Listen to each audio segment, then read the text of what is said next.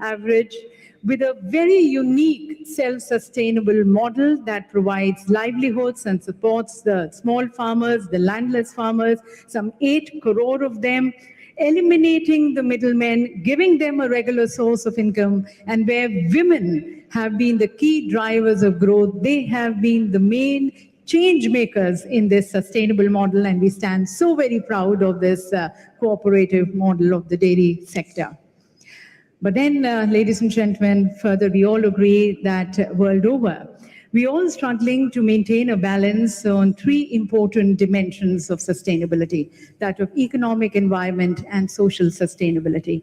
And thereby it becomes important towards viewing the dairy industry as a nucleus of other allied activities, the promise which it can bring towards addressing the food and the nutritional security, towards providing livelihoods to the people, and the promise towards protecting the environment. So as we discuss on this very important aspect for the global dairy industry, at the very onset, on behalf of all present here, on behalf of the entire global dairy industry, we would like to first thank the global charismatic leader, Honorable Prime Minister Modi, who has been a global beacon of change, transformation, adaptivity, someone who has been encouraging and promoting the traditional wisdom and knowledge, and at the same time, new technologies, innovations, and out-of-box thinking. He, ladies and gentlemen, has been a global crusader for economic, social, and environment sustainability. And under his dynamic leadership, today, India is marching ahead towards shaping a more inclusive, equitable, climate-sensitive, clean, green, Atmanirbhar growth for a happy, healthy, prosperous, and a globally competitive India. And as the entire dairy industry stands in letter and spirit with the Honorable Prime Minister's this vision and determination, on behalf of everyone, we would like to first thank, once again, let's, ladies and gentlemen, join in thanking the Honorable Prime Minister in leading this summit here. And may I request our Honorable Minister, Shri Purushottam Rupala ji, to kindly felicitate the Honorable Prime Minister with a shawl on behalf of everyone present here.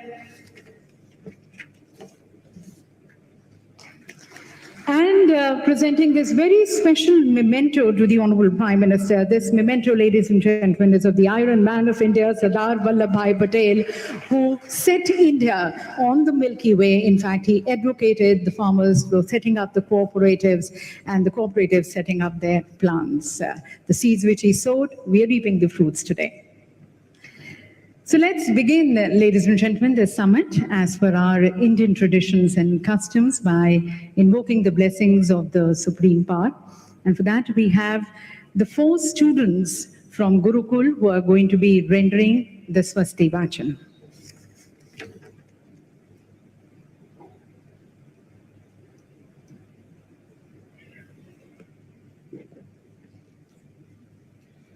Sri Gurubhyo Namaha. Hari Om. Swasti na Indro Vriddhasaravaha Swasti na Pukha Vishwavedaha Swasti na Staraksho Arishthanemihi Swasti no Vrihaspatir Dodhatu Brihadasava Marutaha Prishni Mataraha Suhanjavano Vidate Bhojagamayaha Agni Jigva Manavaha Surya Chakshasho Vishveno Deva Avasagamaniha Bhadram Karnevihi Shrunuyama Deva Bhadram Pasyemaksha Virajajataraha Sthirairangai Tushtoa Gosastano Mirvashe Mahideva Hitan Jadayuhu Sataminno Sarado Antideva Jatram Nashakara Jarasantano Namma Putraso Jatara Pitaro Bhavanti Mano Madhyari Vikata Yurganto Aditirjo Raditi ज्योतिरन्तरिक्षमदितिर्माता स पिता स पुत्रः विश्वे देवा अदितिः पञ्च जना अदितिर्जातमदितिर्जानित्वां पयः पृथिव्यां पयः कदेको पयो दिव्यन्तरिक्षे पयोधाः पयस्वतीः प्रदिशः शान्तु मयम् सर्वेभ्यो नमो नमः।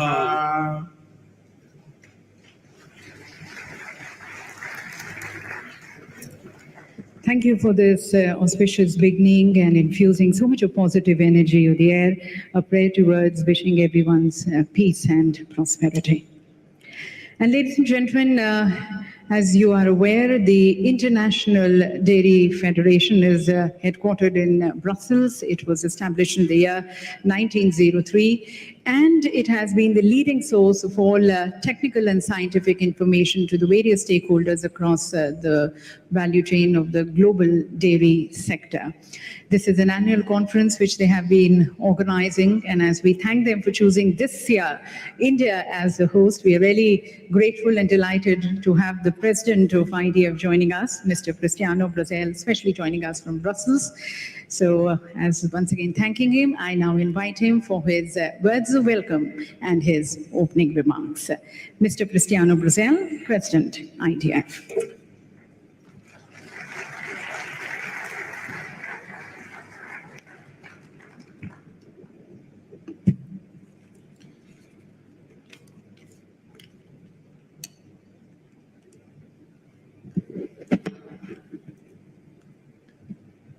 माननीय प्रधान मंत्री महोदय, इस दायरे शिखर सम्मेलन में आपकी गरिमाही उपस्थिति हमारे लिए गर्व की बात है। आपका बहुत बहुत धन्यवाद।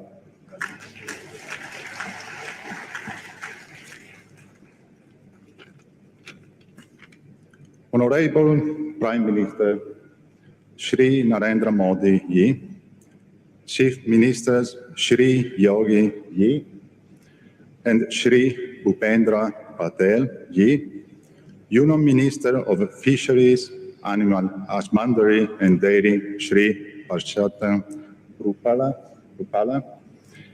Minister of States Dr. Balia and Dr. Murugan, President of Indian National Committee and the Secretary Shri Spang, and dear Minesh Shah, and officers of NDDB, our dear Indian hosts, international guests, ladies and gentlemen, welcome to the IDF World Dairy Summit 2022. This is not ordinary opening. This is the comeback of the IDF World Dairy Summit after 2 years of recess due to the pandemic. This full auditorium, the extraordinary exhibition center, the quality of the crop program, panelists and public speak out about the unequal recovery capacity and resilience of the global dairy sector. And this makes me so proud, so enthusiastic about this summit and so optimistic about the future. I hinted it before, but now I'm sure our sector, all of you here present, are capable to overcome any obstacle, no matter how hard and challenging it is, and not only survive, but become even stronger. You will see it around this venue. You will hear in the multiple sessions that we'll have. You will learn it from the conversation and discussions from your colleagues and friends you will meet here after 2 years. Yes, we are stronger, we are wiser, and we are better. During these last 2 years, not did we only renew our long commitment with the noble purpose of nourishing the world with nutritious healthy and sustainable foods, an activity that the dairy sector has been performing for thousands of years, since the beginning of the time. But we have also strived to do it under the most difficult circumstances, and we made it. Billions of people around the globe depend on the daily work of all us to keep production, processing, and commercialization working in a changing world and environment. At least 1 billion people depend on the livelihoods we provide. And all together, we manage to do so based on the determination, courage, and consistency of millions of farmers, workers and traders from every corner of the world that never gave up, that never quit, that never escaped the risk of exposing themselves and their families to an unknown threat to the safety of their homes, but continued milking, processing, transporting, and selling the products openly with the same quality and goodness to the consumers. We encourage you to download the IDF Annual Report 2021-2022 from our website to learn more about our achievements and join us for the closing session on Thursday before lunch. We have always known it, but as it usually happens in crises such as the one we dealt with in the past years, the insights and reflection you get from them make you more aware, more conscious, and more responsible than ever. During these years, we doubled our efforts to produce safe, quality, and affordable milk and dairy products in even more sustainable ways.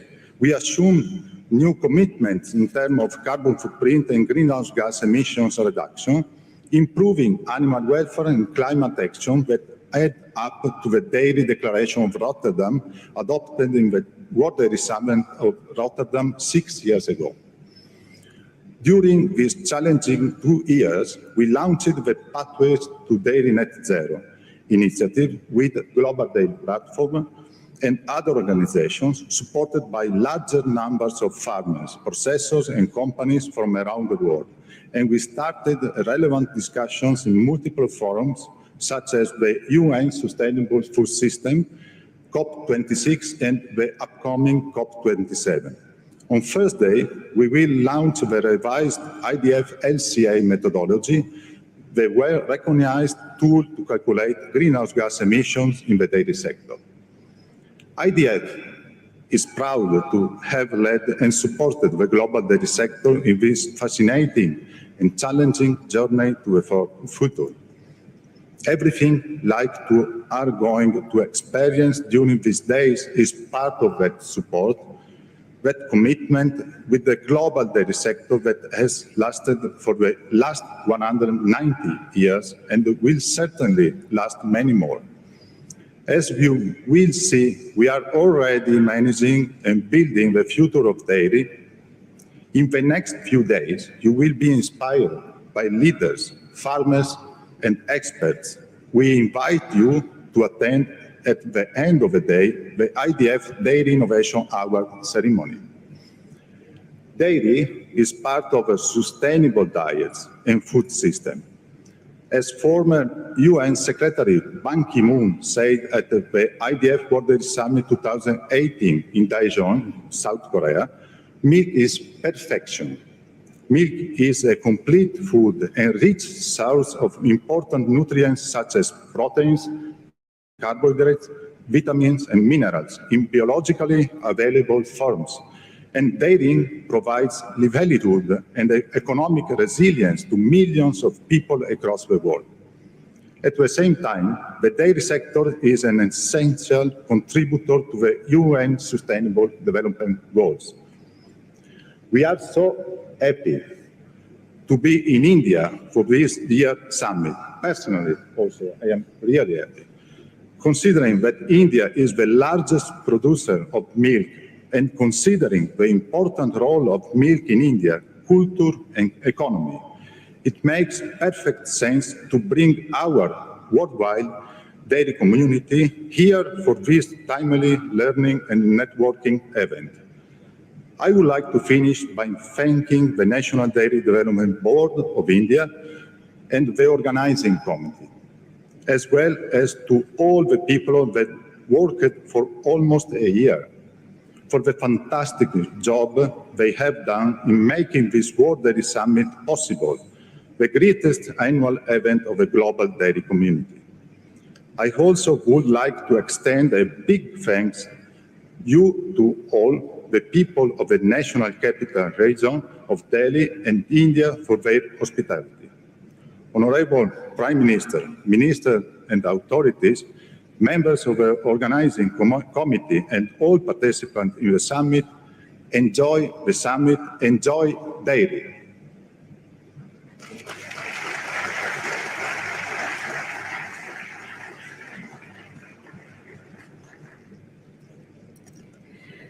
Thank you, sir, for your insights into this conference and the promise which this conference brings. And as you mentioned, the last 2 years have been really challenging for everyone because of the COVID. But if you see, the Indian dairy sector has continued to grow at an astounding rate. If we talk about our milk production growing at 6% as against 2% of the global industry. And this happens in spite of the VUCA effect, the volatility, uncertainty, complexity, and ambiguity casted by the COVID. The Indian dairy sector has exhibited a very resilient growth. So growing and going forward, going ahead for more sustainable and resilient growth of the sector, we now invite the views and the guidance of our Honorable Minister of Fisheries, Animal Husbandry and Dairy, Shri Purushottam Rupala ji. I request and invite the Honorable Minister for his address.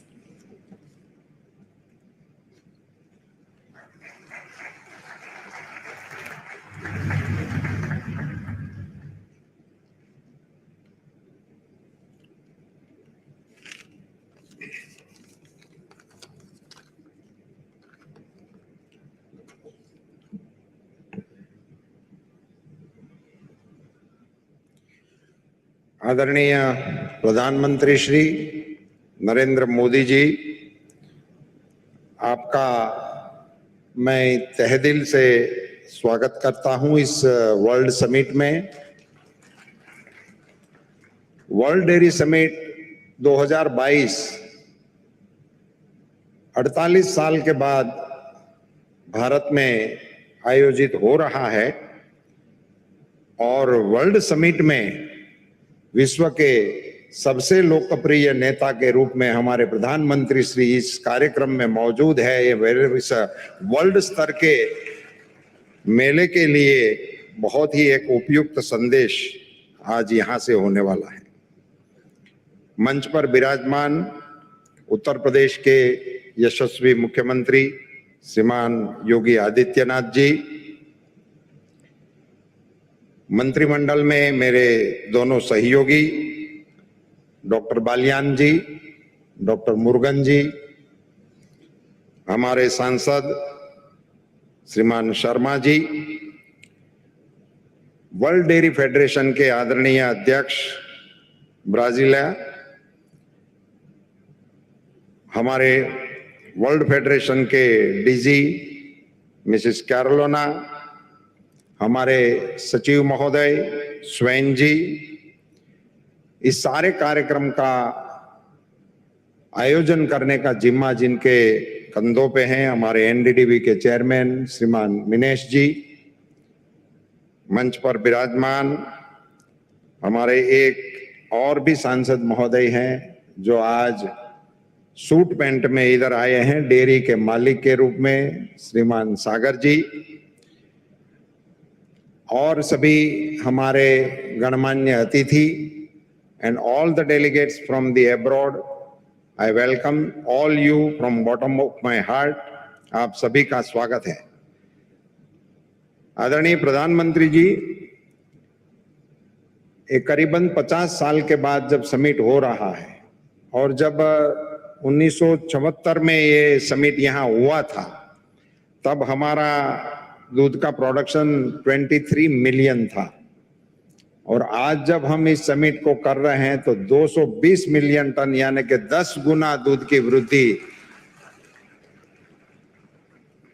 और आपका जो slogan है आत्मनिर्भर भारत का, जो 74 में दूध उत्पादन हो रहा था वो हमारी मांग के अनुरूप में कम था और आज हम एक्सपोर्ट करने की स्थिति में हैं। सो संपूर्ण आत्मनिर्भर अंग के रूप में आज आप यहाँ इस समिट की अध्यक्षता कर रहे हैं, बड़े गरिमा का विषय है।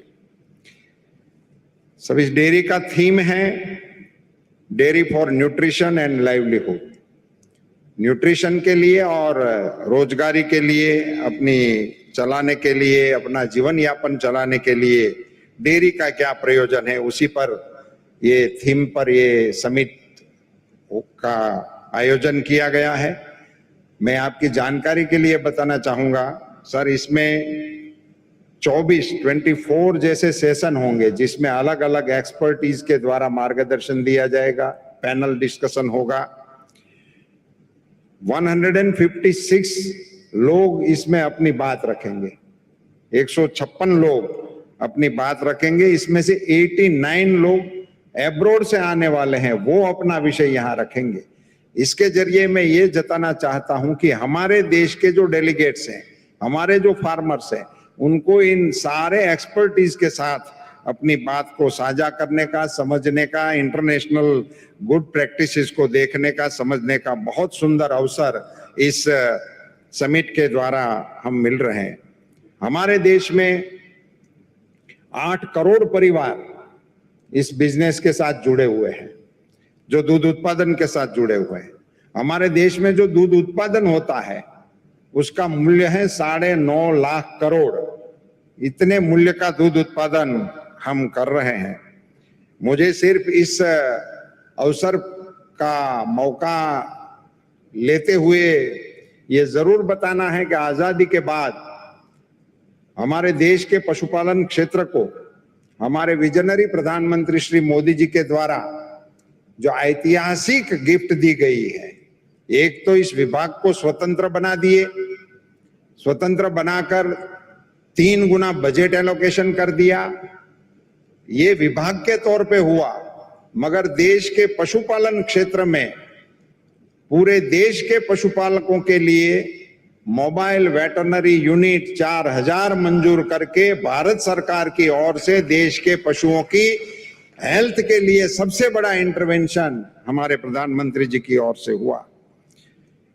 करीबन 700 करोड़ रुपए की लागत से 4332 मोबाइल वेटरनरी यूनिट आपके निर्देशन में मंजूर किए गए हैं। आपने एक हेल्थ के रिलेटेड एक बहुत बड़ा इंटरवेंशन लिया। उत्तर प्रदेश के सम्माननीय मुख्यमंत्री श्री विराजमान हैं।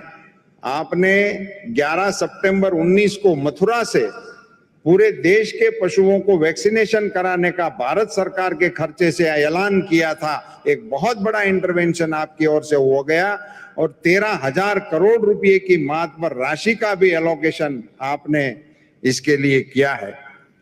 आपने जापान सरकार के साथ सहयोग करते हुए उत्तर प्रदेश और बिहार जैसे हमारे बड़े और पशुपालन से जुड़े हुए राज्यों को डेयरी डेवलपमेंट करने के लिए एक एमओयू किया हुआ है और इनके कारण इन दोनों प्रदेशों में आगे चलकर आप डेयरी के कारोबार को बढ़ाना के काम में हम योगदान दे पाएंगे।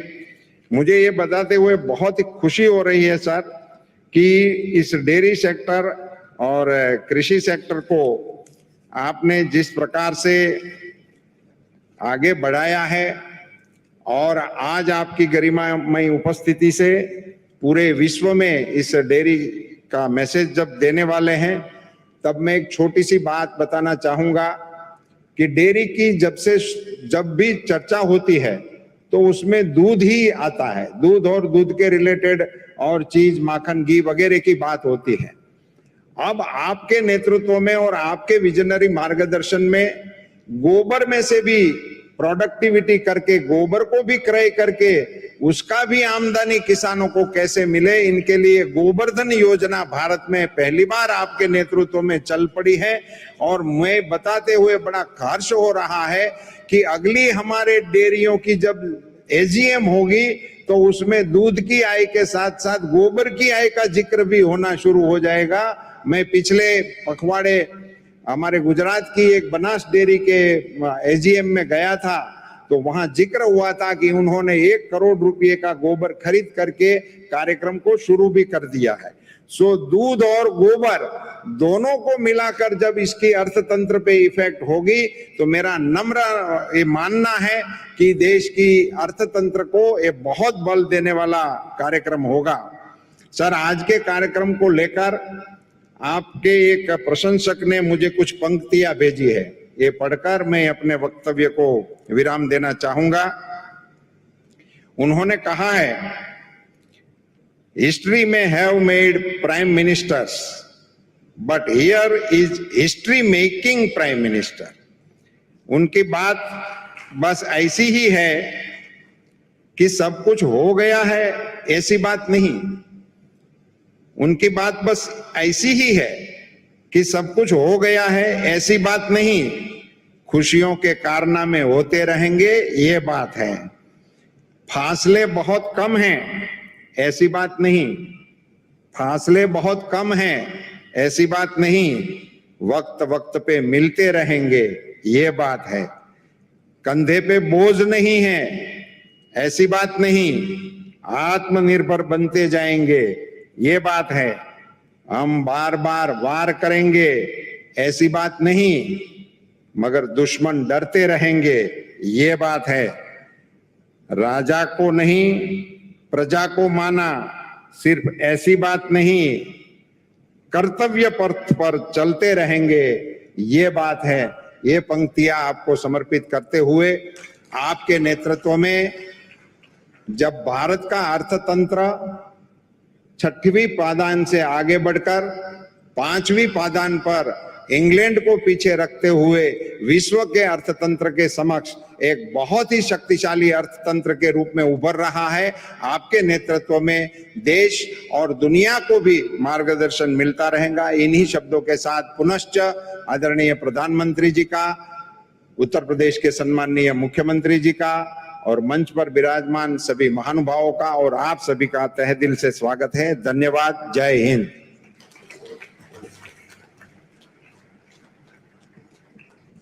बहुत बहुत धन्यवाद माननीय मंत्री जी आपके उद्बोधन के लिए। और यहाँ पर उपस्थित सभी के जो भाव हैं, जो श्रद्धा है माननीय प्रधानमंत्री जी के लिए, उसे इन पंक्तियों के द्वारा यहाँ हमारे साथ साझा करने का बहुत बहुत धन्यवाद। And ladies and gentlemen, our Honorable Minister also highlighted the various conducive policies and environment which in the last 8 years we have seen the government taking it, bringing about the transformational change in the Indian dairy sector.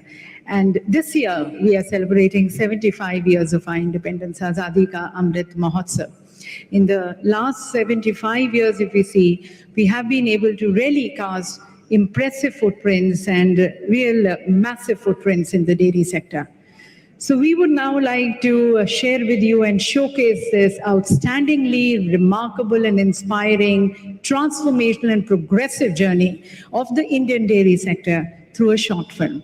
And may I request our Honorable Prime Minister, sir, to kindly launch this film with a click of the remote and to declare the IDF World Dairy Summit 2022 open. India, the land of many regions, numerous languages, and 1.3 billion hearts. We look different. We speak different. We eat different. But what we wish is the same. Sarve bhavantu sukhinah, sarve santu niramayaha. May all be happy, may all be healthy. So that together we all stand in the spirit of Ek Bharat Shresth Bharat. And this spirit is truly exemplified with one emotion in every heart: milk. an emotion etched in our culture so deeply that without dairy, our daily life is unthinkable. Dairy consumption in India has evolved over time. The National Dairy Development Board implemented Operation Flood in the 70s, which made the cooperative model emerge as the backbone of India's mighty dairy sector. India has come a long way from being a milk deficit nation to becoming a self-sufficient nation in milk, largely produced by small and marginal farmers, which tells the success story of our hardworking farmers and reflects the strength of rural India. Since 2014, under the dynamic leadership of our Honorable Prime Minister Shri Narendra Modi, India's dairy sector has flourished multifold. Milk production increased by more than 44% over the last 8 years, growing at an astounding rate of 6%, which is 3 times faster than the world average. Today, India contributes about 23% of the global milk production. To support the dairy sector, the Government of India, under the guidance of Honorable Prime Minister Shri Narendra Modi, has implemented various schemes in the areas of milk production and processing, animal vaccination, dairy infrastructure development, animal identification system, etc. Recognizing the contribution of the sector in the Indian economy, a dedicated Ministry of Fisheries, Animal Husbandry and Dairying and Ministry of Cooperation have been created.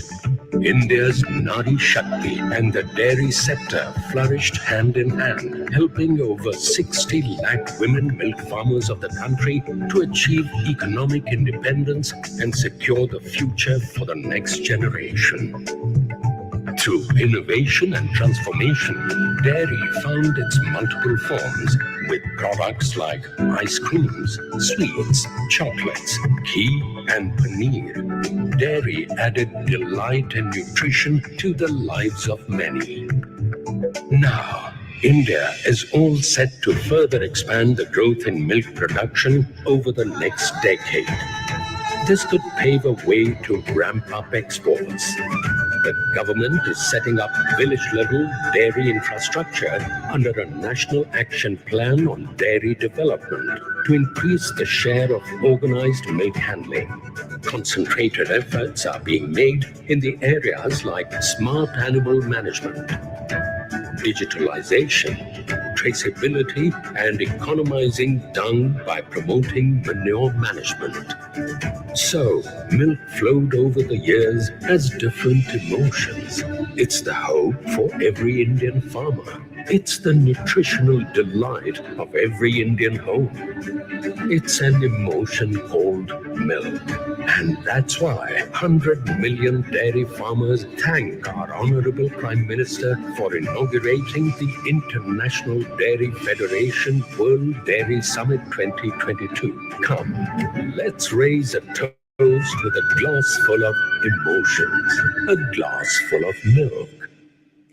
So, ladies and gentlemen, as we raise a toast to this flourishing Indian dairy sector with a glass of milk, I think we also agree that the dairy sector has a very vital role and responsible role towards the realization of the Sustainable Development Goals, especially SDG 1, 3, 5, 8, and 10. But then the advancement of these goals definitely require a very determined will and a leadership which is as global, which is as vocal for local as for global. And that is where, ladies and gentlemen, we now seek the views and the guidance of the global leader, our Honorable Prime Minister, whose charismatic leadership is today influencing the world. And someone who's always believed that this whole world is one big family, Vasudhaiva Kutumbakam. He's always worked with this very spirit.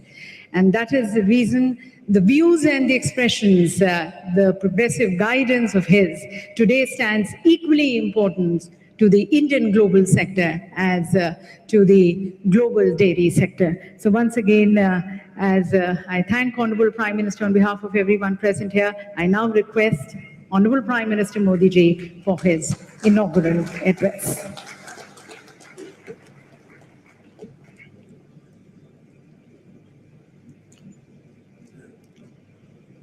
Uttar Pradesh के लोकप्रिय मुख्यमंत्री योगी आदित्यनाथ जी, केंद्रीय मंत्रिमंडल में मेरे सहयोगी श्री पुरुषोत्तम रूपाला जी, अन्य मंत्रीगण, सांसदगण,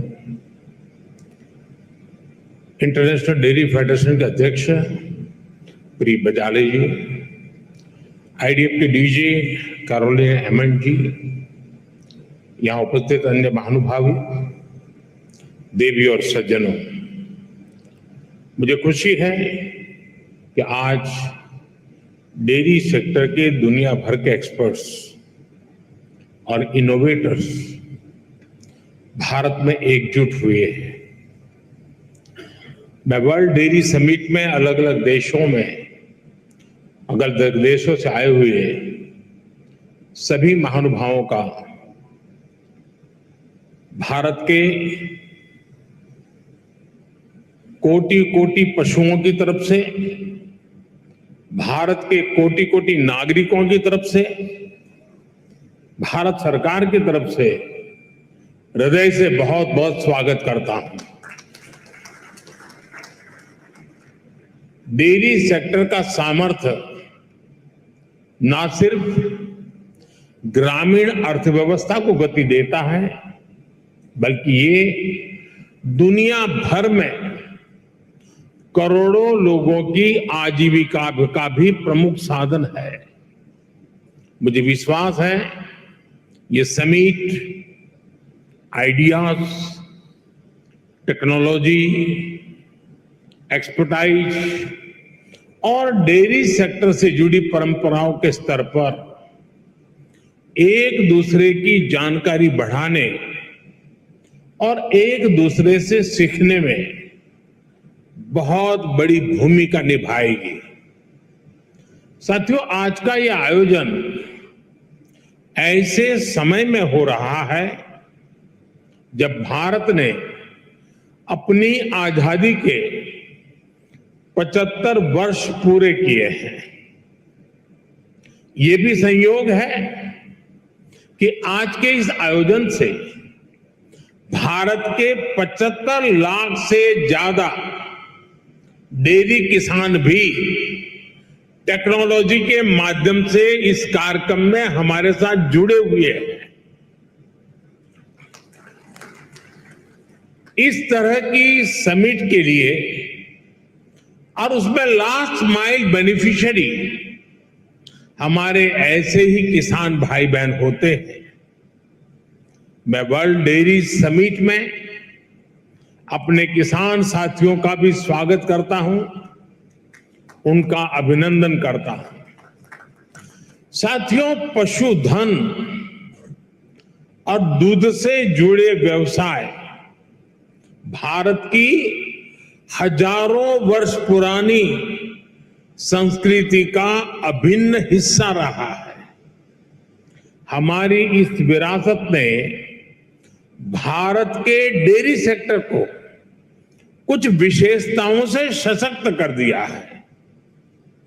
इस समिट में दूसरे देशों से जो एक्सपर्ट आए हैं, मैं उनके सामने इन विशेषताओं का विशेष रूप से उल्लेख करना चाहता हूं। साथियों, विश्व के अन्य विकसित देशों से अलग भारत में डेयरी सेक्टर की असली ताकत छोटे किसान है। भारत के डेयरी सेक्टर की पहचान मास प्रोडक्शन से ज्यादा प्रोडक्शन बाय मासिस की है। भारत में डेयरी सेक्टर से जुड़े अधिकांश किसानों के पास या तो एक पशु है, 2 है या 3 पशु है। इन्हीं छोटे किसानों के परिश्रम और उनके पशुधन की वजह से आज भारत पूरे विश्व में सबसे ज्यादा दुग्ध उत्पादन करने वाला देश है। आज भारत के 8 करोड़ से ज्यादा परिवारों को ये सेक्टर रोजगार मुहैया कराता है। भारत के डेयरी सेक्टर की यूनिकनेस आपको अन्य जगह पर शायद ही कभी कहीं मिल जाए। आज वर्ल्ड डेयरी समिट में इसका जिक्र मैं इसलिए भी कर रहा हूं क्योंकि विश्व के अनेक गरीब देशों के किसानों के लिए ये एक बेहतरीन बिजनेस मॉडल बन सकता है। साथियों, भारत के डेयरी सेक्टर की इस खासियत को एक और यूनिकनेस से जबरदस्त सपोर्ट मिलता है। हमारे डेयरी सेक्टर की दूसरी विशेषता है भारत का डेयरी कोऑपरेटिव सिस्टम। आज भारत में डेयरी कोऑपरेटिव का एक ऐसा विशाल नेटवर्क है जिसकी मिसाल पूरी दुनिया में मिलना मुश्किल है। ये डेयरी कोऑपरेटिव्स देश के 2 लाख से ज्यादा गांवों में करीब करीब 2 करोड़ किसानों से दिन में 2 बार दूध जमा करती है और उसे ग्राहकों तक पहुंचाती है। इस पूरी प्रक्रिया में बीच में कोई भी मिडलमैन नहीं होता और ग्राहकों से जो पैसा मिलता है उसका 70% से ज्यादा सीधा किसानों के जेब में ही जाता है। इतना ही नहीं, अगर मैं गुजरात राज्य की बात करूं तो ये सारे पैसे सीधे महिलाओं के बैंक अकाउंट में जाते हैं। पूरे विश्व में इतना ज्यादा रेशियो किसी और देश में नहीं है।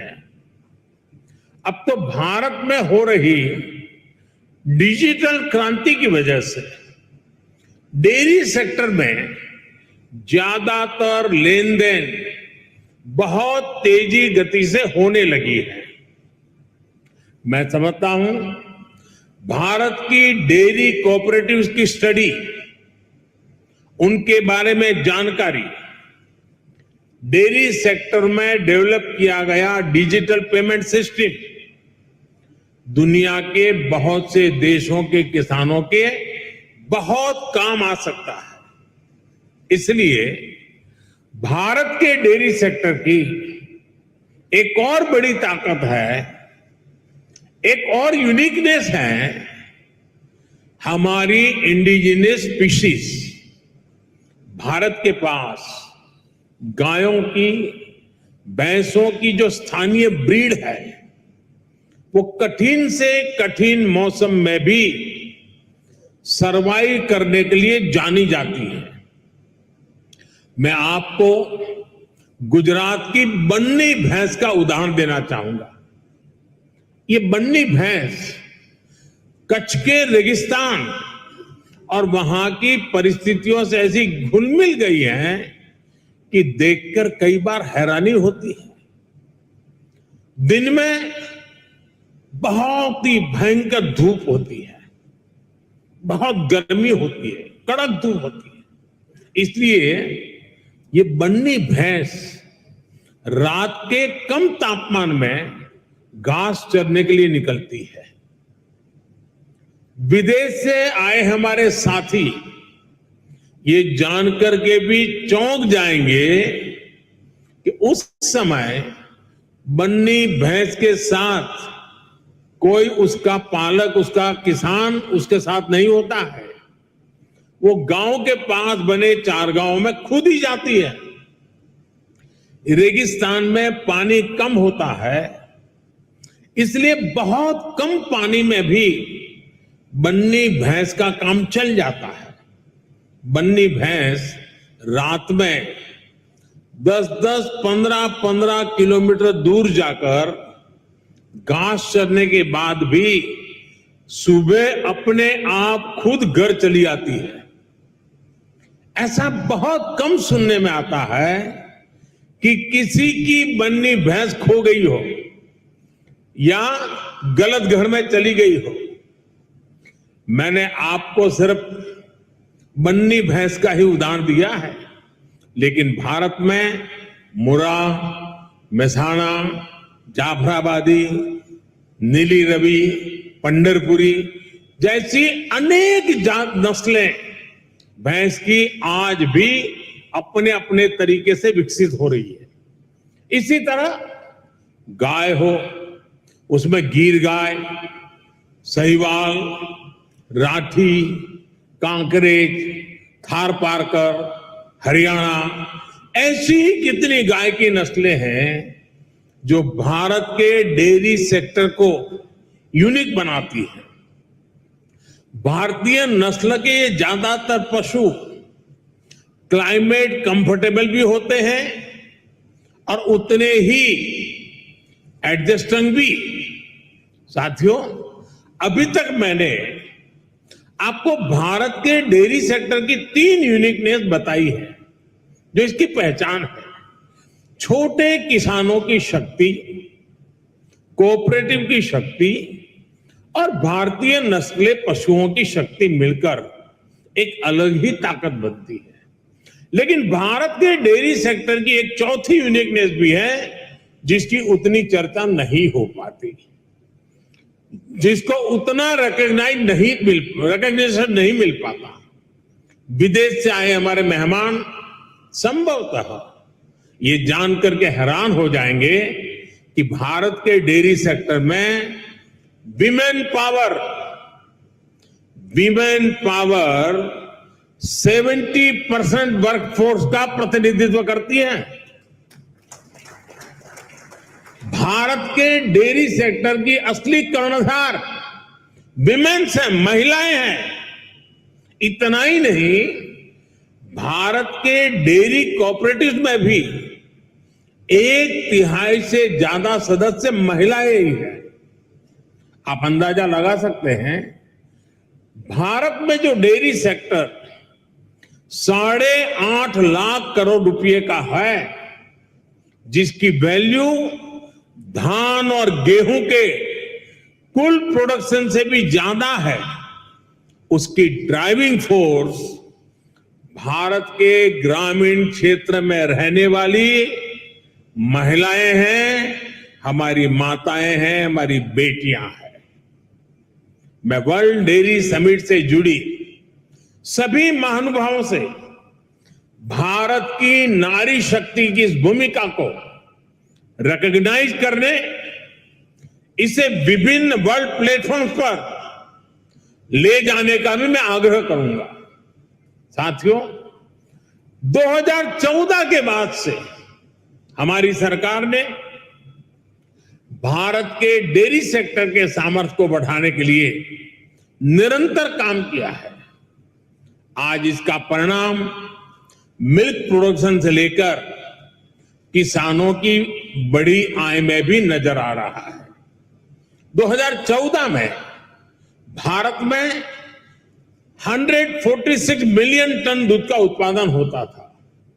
अब ये बढ़कर 210 मिलियन टन तक पहुंच गया है, यानी करीब करीब 44% की वृद्धि। आज पूरे विश्व में मिल्क प्रोडक्शन 2% की रफ्तार से बढ़ रहा है, जबकि भारत में इसकी रफ्तार 6% से भी ज्यादा है। भारत में दूध की पर कैपिटा अवेलेबिलिटी पूरे विश्व के औसत से कहीं ज्यादा है।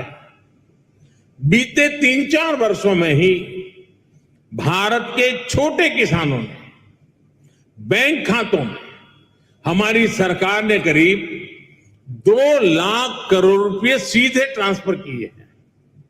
इसका बहुत बड़ा हिस्सा डेयरी सेक्टर से जुड़े किसानों के खातों में भी आया है। साथियों, आज हमारा फोकस देश में एक संतुलित डेयरी इकोसिस्टम के निर्माण पर है। एक ऐसा इकोसिस्टम जिसमें हमारा ध्यान दूध और उससे जुड़े उत्पादों की क्वालिटी पर तो है ही, बल्कि दूसरी चुनौतियों के समाधान पर भी है।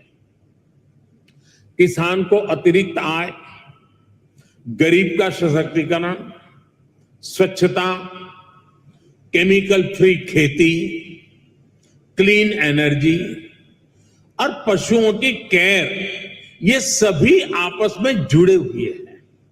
यानी हम डेयरी सेक्टर को, पशुपालन को भारत के गांवों में ग्रीन और सस्टेनेबल ग्रोथ का बहुत बड़ा माध्यम बना रहे हैं। राष्ट्रीय गोकुल मिशन, गोवर्धन योजना, डेयरी सेक्टर का डिजिटाइजेशन और पशुओं का यूनिवर्सल वैक्सीनेशन, इसी दिशा में हो रहे प्रयास है। इतना ही नहीं, भारत ने जो सिंगल यूज प्लास्टिक बंद करने का जो अभियान चलाया है, वह एनवायरमेंट की दृष्टि से तो महत्व का है ही, लेकिन जो भी जीव दया में विश्वास करते हैं, जो पशुधन में, उसके कल्याण में विश्वास करते हैं, उनको मालूम है कि प्लास्टिक पशुओं के लिए कितना खतरनाक बनता जा रहा है, गाय और भैंस के लिए कितना खतरनाक बनता जा रहा है। उस सिंगल यूज प्लास्टिक को भी बंद करने का, खत्म करने का हमने बहुत लगातार प्रयास आरंभ किया है। साथियों, भारत के डेयरी सेक्टर का जितना बड़ा स्केल है, उसे साइंस के साथ जोड़कर और विस्तार दिया जा रहा है। भारत डेयरी पशुओं का सबसे बड़ा डेटाबेस तैयार कर रहा है। डेयरी सेक्टर से जुड़े हर पशु की टैगिंग हो रही है। आधुनिक टेक्नोलॉजी की मदद से हम पशुओं की बायोमेट्रिक पहचान कर रहे हैं। हमने इसे नाम दिया है पशु आधार। पशु आधार के जरिए पशुओं की डिजिटल आइडेंटिफिकेशन की जा रही है, जिससे उनकी सेहत पर नजर रखने के साथ साथ डेयरी प्रोडक्ट से जुड़े मार्केट को विस्तार देने में मदद मिलेगी। साथियों, आज भारत का बहुत बड़ा फोकस पशुपालन के क्षेत्र में उद्यमशीलता को, एंटरप्राइज को बढ़ावा देने पर भी है। डेयरी सेक्टर से जुड़े छोटे किसानों की ताकत को हम फार्मर प्रोड्यूसर ऑर्गेनाइजेशंस और महिलाओं के सेल्फ हेल्प ग्रुप के माध्यम से एकजुट कर रहे हैं। इनको बड़ी मार्केट फोर्स बना रहे हैं। अपने युवा टैलेंट का उपयोग हम एग्रीकल्चर और डेयरी सेक्टर्स में स्टार्टअप्स के निर्माण में भी कर रहे हैं। आपको ये जानकर भी अच्छा लगेगा कि भारत में बीते 5-6 साल में एग्रीकल्चर और डेयरी सेक्टर में 1000 से अधिक स्टार्टअप बने हैं। साथियों, भारत किस तरह अनोखे प्रयास कर रहा है, उसका एक उदाहरण गोवर्धन योजना भी है। अभी हमारे रूपाला जी ने गोबर का इकोनॉमी में बढ़ता महत्व का वर्णन किया था।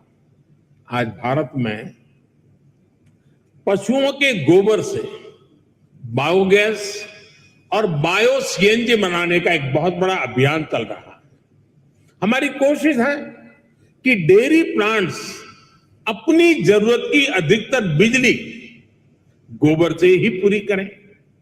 इससे किसानों को गोबर का भी पैसा मिलने का रास्ता बन रहा है। इस प्रक्रिया में जो ऑर्गेनिक खाद बनती है, उससे किसानों को खेती के लिए एक सस्ता माध्यम मिल जाएगा। इससे खेती की लागत भी कम होगी और मिट्टी भी सुरक्षित रहेगी। भारत में आज नेचुरल खेती पर, नेचुरल फार्मिंग पर भी अभूतपूर्व बल दिया जा रहा है, जिसमें पशुओं की बहुत बड़ी भूमिका है। साथियों, मैं अक्सर कहता हूं कि खेती में मोनोकल्चर ही समाधान नहीं है, बल्कि विविधता बहुत आवश्यकता है। ये पशुपालन पर भी लागू होता है। इसलिए आज भारत में देसी नस्लों और हाइब्रिड नस्लों दोनों पर ध्यान दिया जा रहा है। इससे जलवायु परिवर्तन से होने वाले नुकसान की आशंकाओं को भी कम किया जा सकेगा। साथियों, एक और बड़ा संकट पशुओं को होने वाली बीमारियों का है। पशु जब बीमार होता है तो एक किसान के जीवन को प्रभावित करता है, उसकी आय को प्रभावित करता है। ये पशुओं की क्षमता, उसके दूध और इससे जुड़े दूसरे उत्पादों की क्वालिटी पर भी असर डालता है। इसलिए भारत में हम पशुओं के यूनिवर्सल वैक्सीनेशन पर भी बल दे रहे हैं। हमने संकल्प लिया है कि 2025 तक हम 100% पशुओं को फूट एंड माउथ डिसीज और ब्रुसेलोसिस की वैक्सीन लगाएंगे। हम इस दशक के अंत तक इन बीमारियों से पूरी तरह से मुक्ति का लक्ष्य लेकर चल रहे हैं। साथियों, आज आपके बीच चर्चा करते हुए मैं डेयरी सेक्टर के सामने आई सबसे ताजा चुनौती का भी जिक्र करूंगा। पिछले कुछ समय में भारत के अनेक राज्यों में लंपी नाम की बीमारी से पशुधन की क्षति हुई है। विभिन्न राज्य सरकारों के साथ मिलकर केंद्र सरकार इसे कंट्रोल करने की पुरजोश कोशिश कर रही है। हमारे वैज्ञानिकों ने लंपी स्किन डिसीज की स्वदेशी वैक्सीन भी तैयार कर ली है। वैक्सीनेशन के अलावा जांच में तेजी लाकर पशुओं की आवाजाही पर नियंत्रण रखकर उस बीमारी को काबू करने की कोशिश की जा रही है। साथियों, पशुओं का वैक्सीनेशन हो या फिर दूसरी टेक्नोलॉजी, भारत पूरी दुनिया के डेयरी सेक्टर में कंट्रीब्यूट करने के लिए और सभी साथी देशों से सीखने के लिए हमेशा तत्पर रहा है। भारत ने अपने फूड सेफ्टी स्टैंडर्ड्स पर भी बहुत तेजी से काम किया है। आज भारत लाइव स्टॉक सेक्टर के लिए एक ऐसे डिजिटल सिस्टम पर काम कर रहा है जो इस सेक्टर की एंड टू एंड एक्टिविटीज को कैप्चर करेगा। इससे इस सेक्टर में सुधार के लिए जरूरी सटीक जानकारी मिल पाएगी। ऐसी ही अनेक टेक्नोलॉजी को लेकर जो काम दुनिया भर में हो रहे हैं उसको ये समिट अपने सामने रखेगी। इससे जुड़ी एक्सपर्टाइज को हम कैसे शेयर कर सकते हैं, इसके रास्ते सुझाएगी। मैं डेयरी इंडस्ट्री के ग्लोबल लीडर्स को भारत में डेयरी सेक्टर को सशक्त करने के अभियान में शामिल होने के लिए आमंत्रित करता हूं। मैं इंटरनेशनल डेयरी फेडरेशन की भी उनके बेहतरीन काम और योगदान के लिए प्रशंसा करता हूं। आप सभी का, जो विदेश से आए हुए मेहमान का, मैं फिर से स्वागत करता हूं, उनका अभिनंदन करता हूं।